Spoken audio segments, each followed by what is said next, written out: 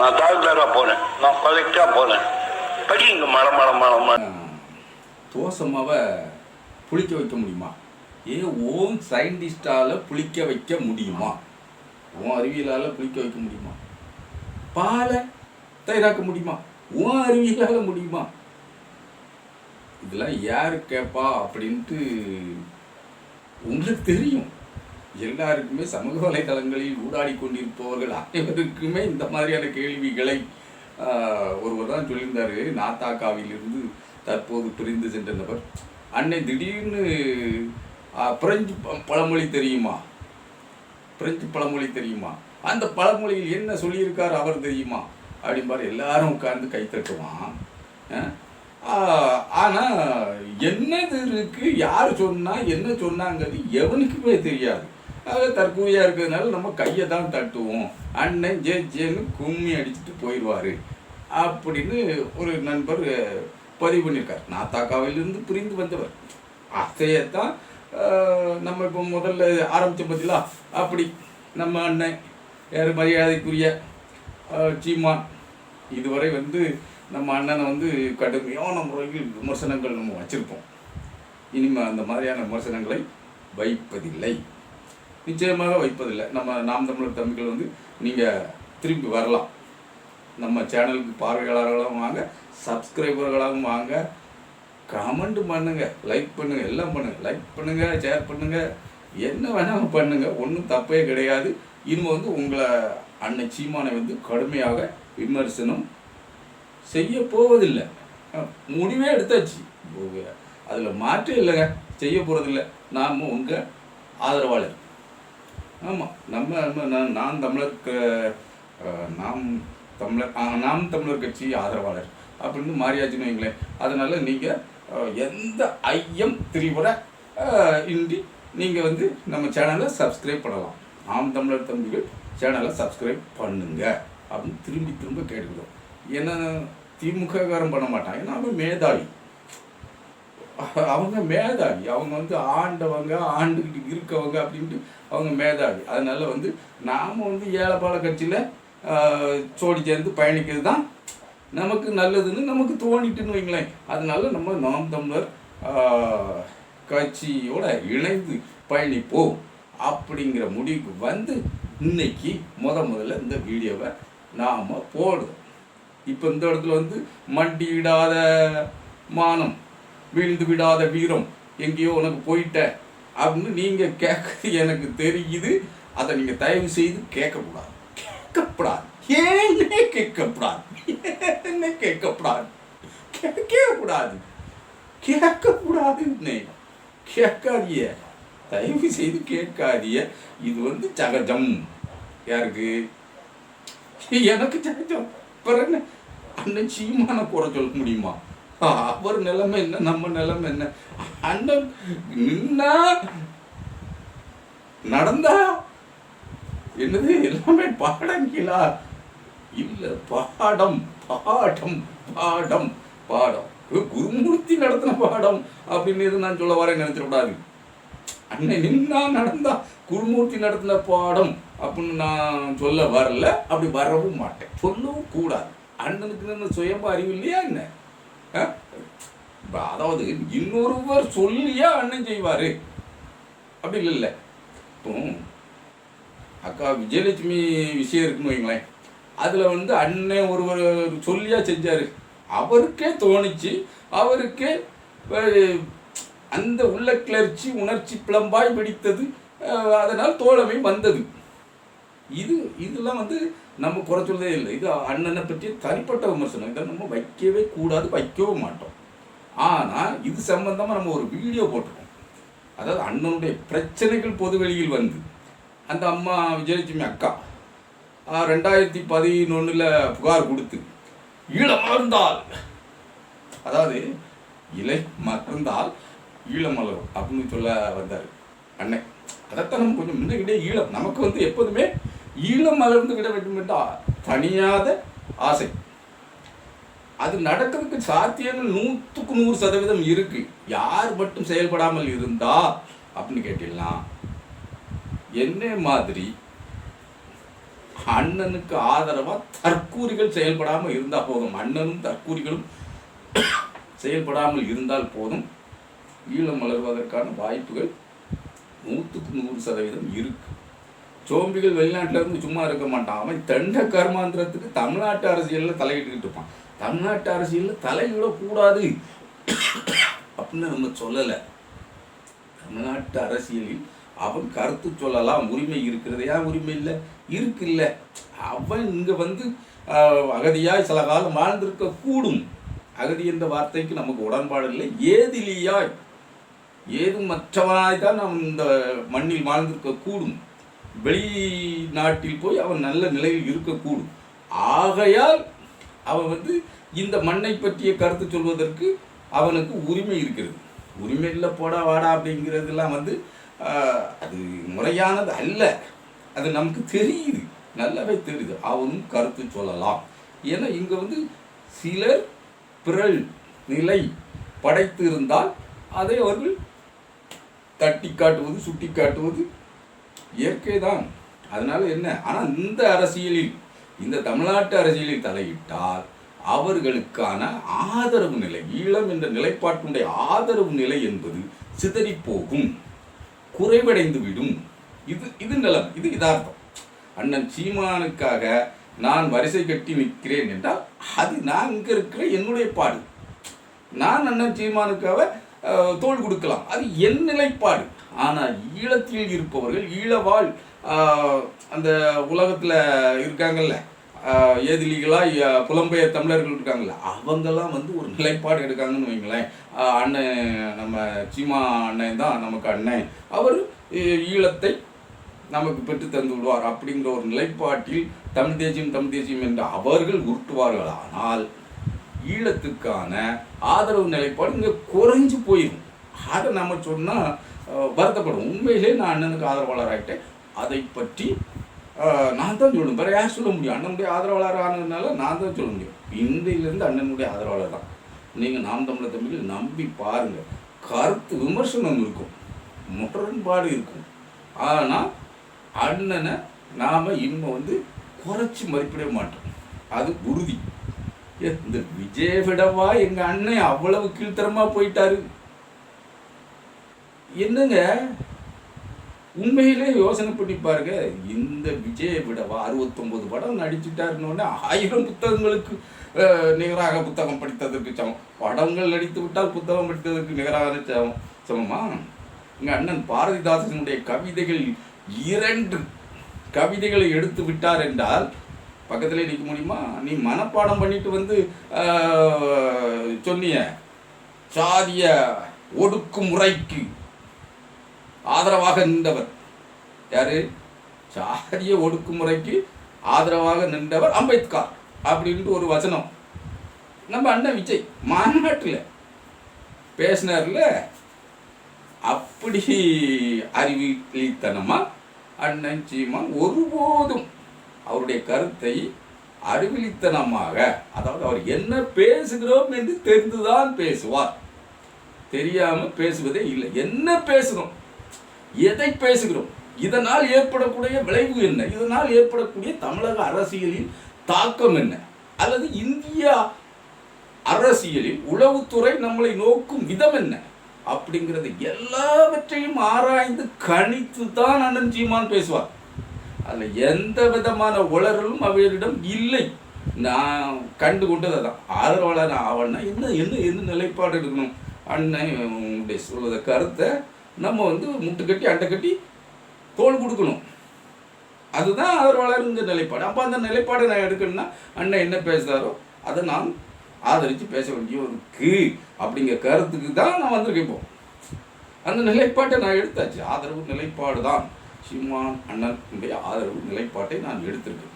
இப்போது சிலர் சொல்லக்கூடும், எங்கள் அண்ணன் வந்து சாவர்கர், வாழும் சாவர்கர் அப்படிங்காங்க. இது தந்தை பெரியார் திராவிடர்களாக ஒரு ட்விட்டரில் போடுறாங்க, வாழும் சாவர்கர் சீமான் அப்படிங்க. என்ன வாழும் சாவர்கர்?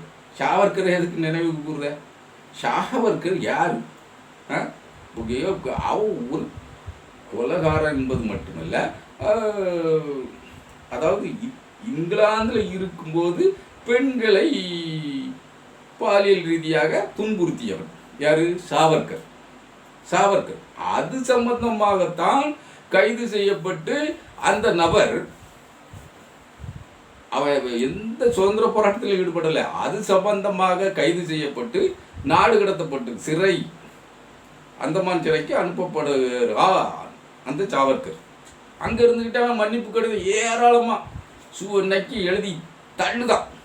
அதில் பாருங்க சங்கிகள் என்ன நூதனமாக என்ன பண்ணுவாங்கன்னா, அவர் புல் பறவையில் பறந்து வந்துட்டார். அதுக்கு நான் முன்னாடி ஒரு வீடியோ போட்டிருந்தேன், ரொம்ப அருமையான வீடியோ.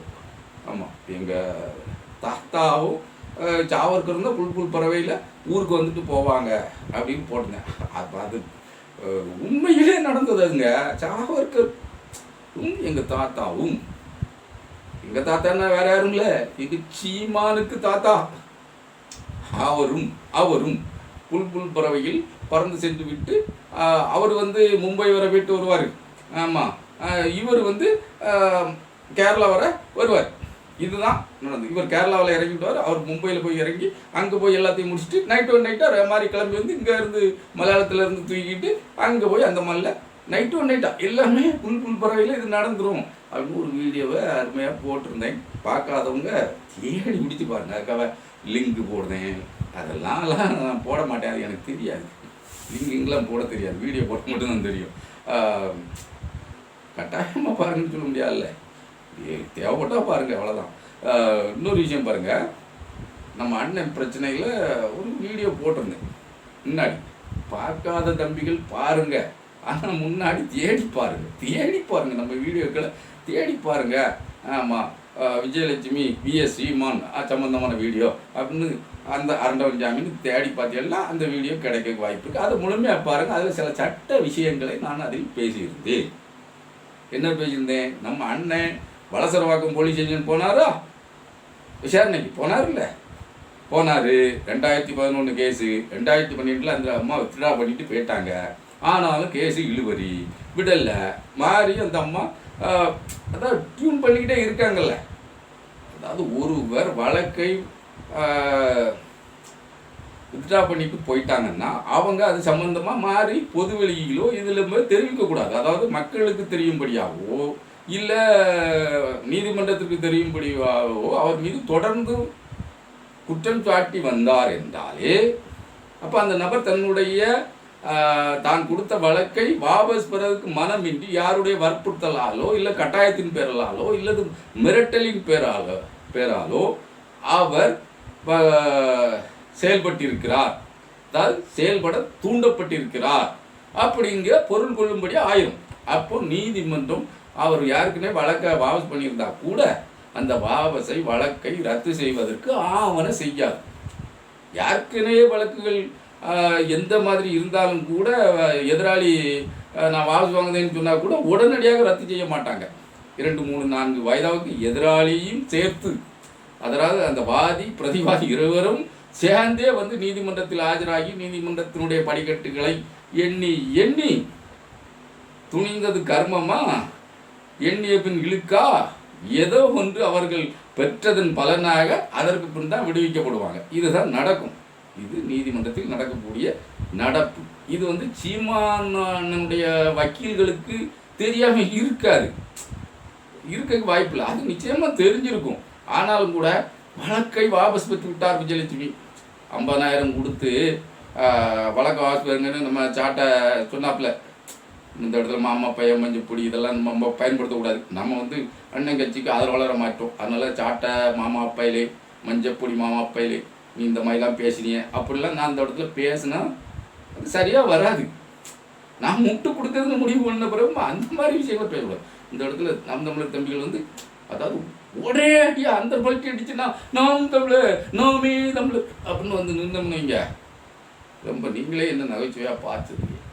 அதனால் கொஞ்சம் சறுக்கி தான் நாம் தமிழருக்குள்ளே நான் சேர முடியும். மொத்தமாக வந்துட்டேன் அப்படின்ட்டு வீடியோ கூட இவ்வளோ நாளும் பிடிச்சிருக்கு, அதனால நீ வந்திருக்க வேண்டியதானே அப்படின்னு சொன்னால் கூட கொஞ்சம் இடிக்கும்ல. அந்த இடிப்பு தான், வேற என்ன, அந்த இடிப்பு தான் விஷயம். வேற எதையும் நினச்சிக்கிடக்கூடாது. இடிப்புன்னொன்னே வேற எதையும் நினச்சிக்கிடக்கூடாது. அந்த விஷயத்தில் தான் நம்ம வந்து நேரடியாக எதையும் முட்டு கொடுத்து பேச முடியல. ரொம்ப முட்டுக்கிட்டே இருக்கு, ரொம்ப முட்டுக்கிட்டே இருக்கு. என்ன செய்ய, நான் மனசார வந்துட்டேன், இருந்தாலும் முட்டுக்கிட்டே இருக்கு. இப்போ அந்த நேரத்தில் அந்த வீடியோ போட்டிருந்தேன், பார்க்காதவங்க போய் பாருங்கள், சேனலில் ஆய்வு பண்ணி பாருங்கள், முன்ன தள்ளி இருக்கும், லிங்க்லாம் தர முடியாது, பாருங்கள். வழக்கு சம்பந்தமான எல்லாத்தையும் விவரமாக போட்டிருந்தேன், பாருங்கள். அப்போ இந்த வழக்கு வாபஸ் பெற மாட்டாது அப்படின்னு சொல்லியிருந்தேன். இப்பவும் 17ஆம் தேதி நடந்தது பற்றியெல்லாம் இந்த வழக்கை படிக்கிறதுக்கும் கொஞ்சம் காலதாமதம் ஆகிட்டு. ஆமாம், இப்போ வேறு வழியாக வாங்கி படிக்க வேண்டியிருக்குல்ல, அதை படித்தா தானே ஒரு கருத்து சொல்ல முடியும். அண்ணனுடைய வழக்கினுடைய தன்மை என்னவா போகுது, அரசு தரப்பு வழக்கறிஞர் என்ன சொல்லியிருக்காரு, காவல்துறை என்ன சொல்லியிருக்கிறது, அண்ணன் தரப்பு வழக்கறிஞர் என்ன சொல்லியிருக்கிறார், இதை நம்ம விரிவாக பார்க்கண்டாம். நாம் விரிவாக படித்தா தான் நாம் தமிழர் தம்பிகளுக்கு சுருங்க சொல்ல முடியும் அப்படிங்கிறது தெரியுது. உண்மையிலே அண்ணன் பெரியாரை திட்டிக்கிட்டு கிடக்கார, பெரியார் தான் அண்ணனை காப்பாற்றிருக்காரு. அதுனா கோர்ட்டு ஒரு முடிவுக்கு வந்திருக்கும், உண்மையாகவே பெரியார் தான் அண்ணனை காப்பாற்றி இருக்கிறார். ஏன் எப்படி காப்பாற்றிருக்காருன்னு கேட்கலாம். அதாங்க தமிழ்நாட்டில் இருக்க பெரியார் கொண்டு வந்த சீர்திருத்த திருமணம், சுயமரியாதை திருமணம், அதுதான் அண்ணனை காப்பாற்றிருக்கு. விஜயலட்சுமி சீமானுடைய முதல் மனைவியா? ஆம். யார் சொல்லுதா? போலீஸ் சொல்லுது. மதுரை கோயிலில் மாலை மாற்றிக்கொண்டனர். இது சுயமரியாதை திருமணம். மாலை மாற்றிக்கொள்வது என்பது சுயமரியாதை திருமணம். மாலை மாற்றிக்கொண்டனர். அப்போ இந்த வழக்கில் ஒரு விடயம் அடிபடுகிறது. என்ன தெரியுமா? பாலியல் வன்புணர்வு செய்தார் அப்படின்னு அவங்க கொடுத்தாங்கல்ல, அந்த புகார் அடிபடும். அந்த மாதிரி 2 விதமான என்னை திருமணம் செய்து ஏமாற்றிக் கொண்டார், நான் கூட பாலியலாக என்னை துன்புறுத்தினார். அந்த அம்மாவிடம் ஒரு ஸ்டடி இல்லைங்கிறது இதில் தெரியுதா? அதாவது அவங்க பாதிக்கப்பட்டிருக்காங்க, அதில் நம்ம மறுப்பதற்கு இல்லை. அதாவது பாதிப்பு என்பது வந்து மன ரீதியாக, உடல் ரீதியாக அவங்களுடைய தொழில் எல்லாமே பாதிச்சு போச்சு. அதாவது சினிமா தொழிலில் அவங்களுக்கு இருந்த நன்மதிப்பு, புகழ், அது மட்டும் இல்லை, அண்ணனால் துரத்தி அடிக்கப்பட்டார். ஆமாம், இப்போ கர்நாடகாவுக்கு பேர், இங்கே இருந்தேன்னா நீ எனக்கு டார்கெட் கொடுத்துட்ருப்ப, உன்னை எவனாவது தூக்கி வச்சு ஒப்பாரி வச்சுக்கிட்டு போ மூலையில் வச்சு அப்படின்ட்டு. அதாவது நம்ம இந்த கருத்தை நம்ம சொல்றதுக்கு என்ன காரணம்னா, அண்ணன் எப்போதும் சொல்ற கருத்து அது.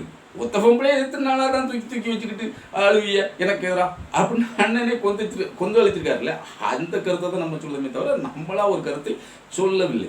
அதனால ஒரு அரசியல் கட்சி விஜயலட்சுமி அவர்களை தூக்கி வைத்து கொண்டு பாடும் அப்படின்னு அண்ணன் சொல்லுவார். உண்மையிலே எது நடக்கிறதுங்கிறது வேறு விஷயம். அப்படி எந்த கட்சிக்கும் அந்த நிர்பந்தம் இல்லை. அண்ணனால் எந்த கட்சிக்கும் இழப்பு இல்லை. இப்போ ஆண்டுகிட்டு இருக்க கட்சிக்கு கூட அண்ணனால் லாபம்தான். அதனால தான் இது நாள் வரை அண்ணன் கைது செய்யப்படாமல் வண்டி ஓடுகிறது. அது நமக்கு தெரியும், அண்ணனுக்கும் தெரியும். அதனால தான் நம்ம அண்ணன் தரப்பு போட்டியிருக்கு. அண்ணன் எப்போதும் ஸ்ட்ராங்காக வலுவாக இருக்காரு, வலுவாக இருக்காரு. யார் இது? யாரோ கை தட்டுவாங்களே, எப்படி தட்டுவாங்க? அண்ணன் சொல்லும்போது இப்படி கை தட்டுவாங்க. யார்? அவங்களுக்காக தான் அந்த கைத்தட்டல்.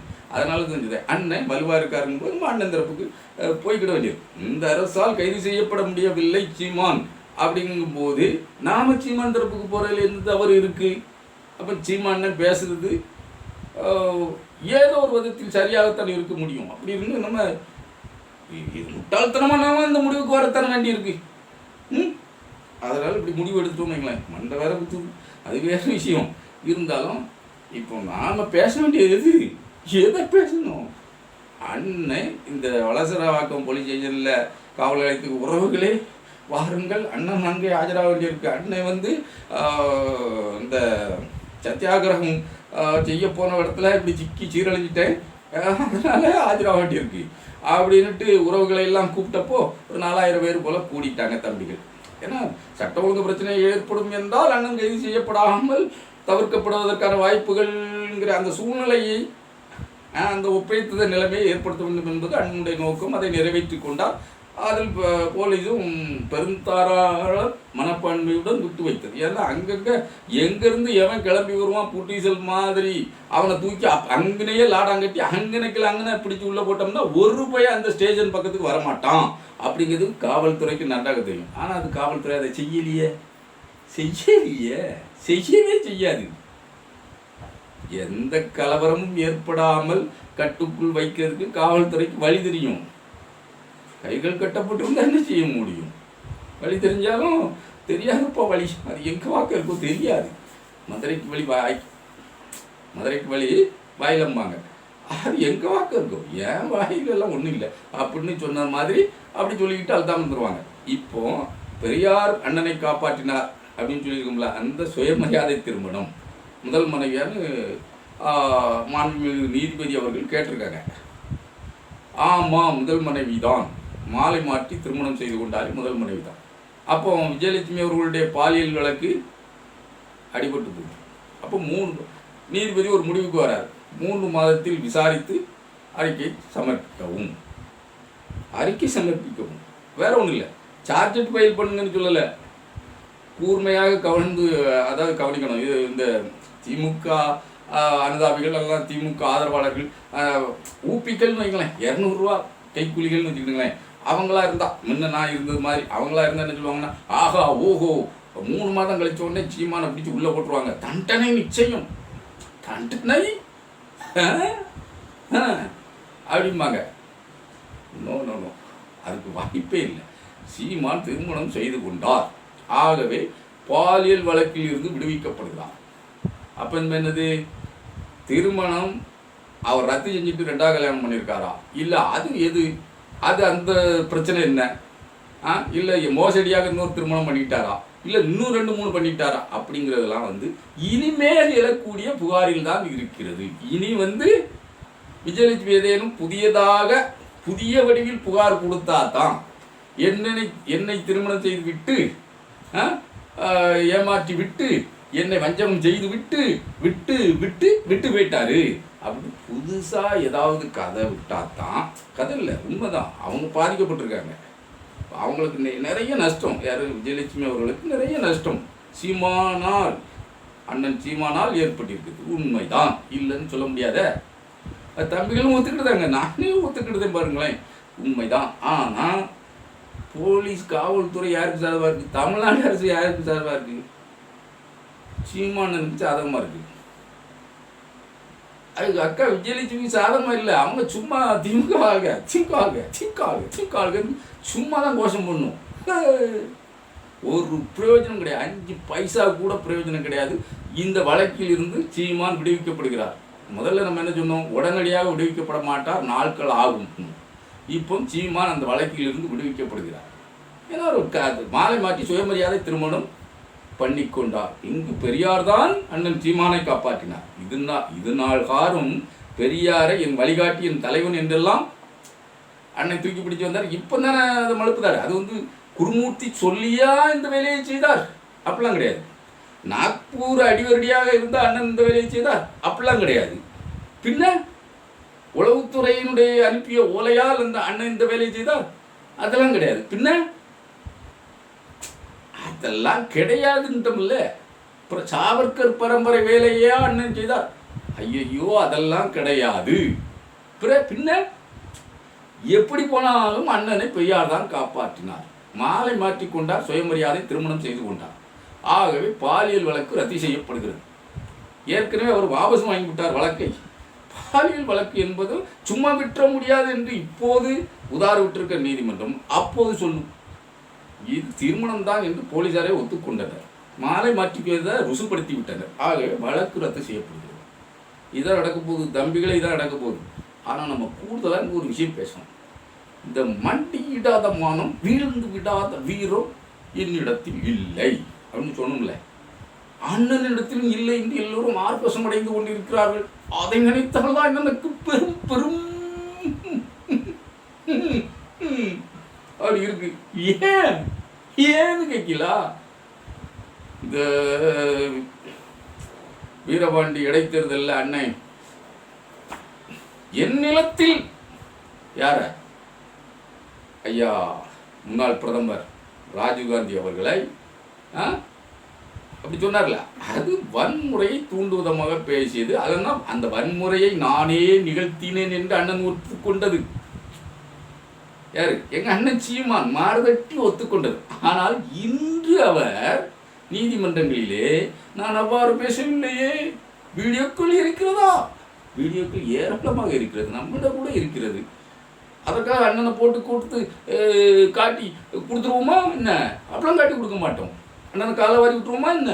அப்படிலாம் விட்டுற மாட்டோம். ஏன்னா காங்கிரஸ் கட்சிக்கே அந்த உணர்வோடு இருந்து வீடியோக்கள் முதற்கொண்டு ஆதாரமாக அப்போதே அவர்கள் கோர்ட்டுக்கு கொடுத்து இருந்தால் ஏன் கோர்ட்டு இன்னும் 4ஆவது மாதம் பார்த்துக்கிடுவோங்க?